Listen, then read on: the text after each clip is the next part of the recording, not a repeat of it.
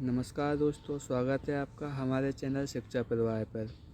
आज की वीडियो में हम बात करेंगे रक्त के बारे में, जो कि साइंस का एक बहुत ही महत्वपूर्ण टॉपिक है। अगर आप भी हमारे चैनल पर नए हैं तो चैनल को सब्सक्राइब कर लीजिए, बेल आइकन को ऑन कर लीजिए, जिससे आपको हमारी आने वाली वीडियो का नोटिफिकेशन मिल सके। तो चलिए हम वीडियो को शुरू करते हैं बगैर रुके हुए।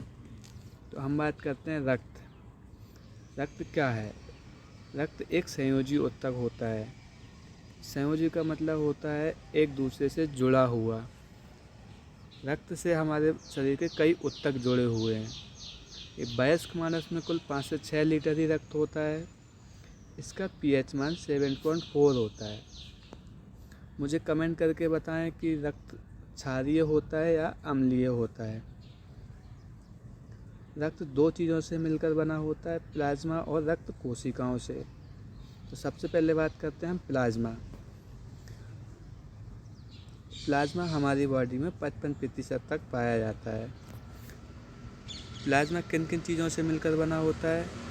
प्लाज्मा दो चीज़ों से मिलकर बना होता है। प्लाज्मा में 90% पानी होता है और बाकी अन्य पदार्थ होते हैं। तो बाकी जो 10% अन्य पदार्थ होते हैं वो कौन कौन से होते हैं?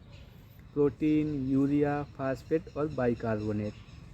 प्लाज्मा से बनने वाले आईएमपी पॉइंट्स। प्लाज्मा में फाइब्रोजिनिन प्रोटीन पाया जाता है, जो रक्त का थक्का जमाने में मदद करता है।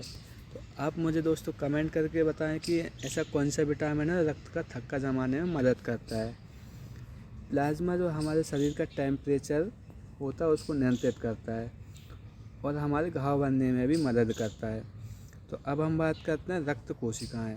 रक्त कोशिकाएँ क्या होती हैं और कितने टाइप की होती हैं? रक्त कोशिकाएँ 3 टाइप की होती हैं।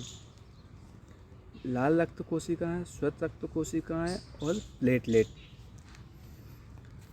लाल रक्त कोशिकाओं को आरबीसी भी बोलते हैं और श्वेत रक्त कोशिकाओं को डब्ल्यूबीसी बोलते हैं।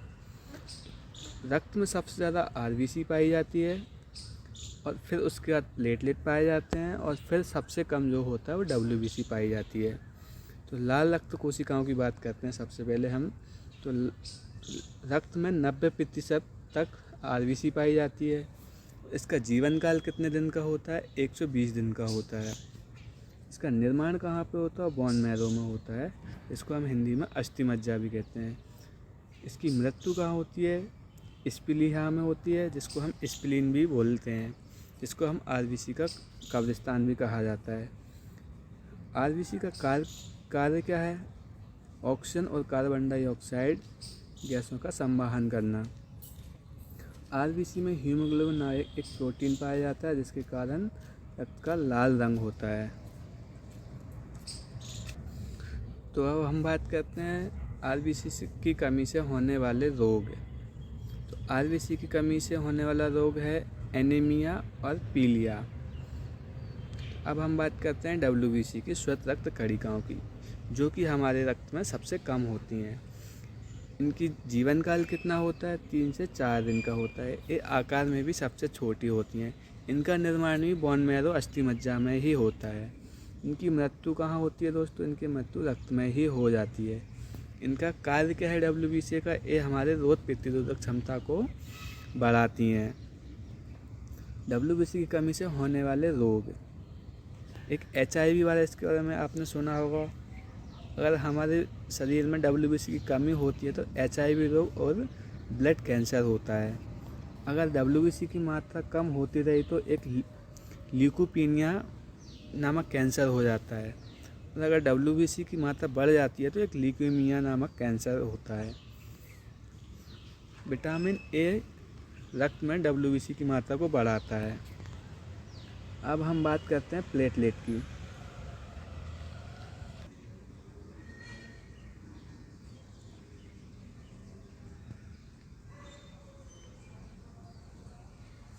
अब हम बात करते हैं प्लेटलेट की।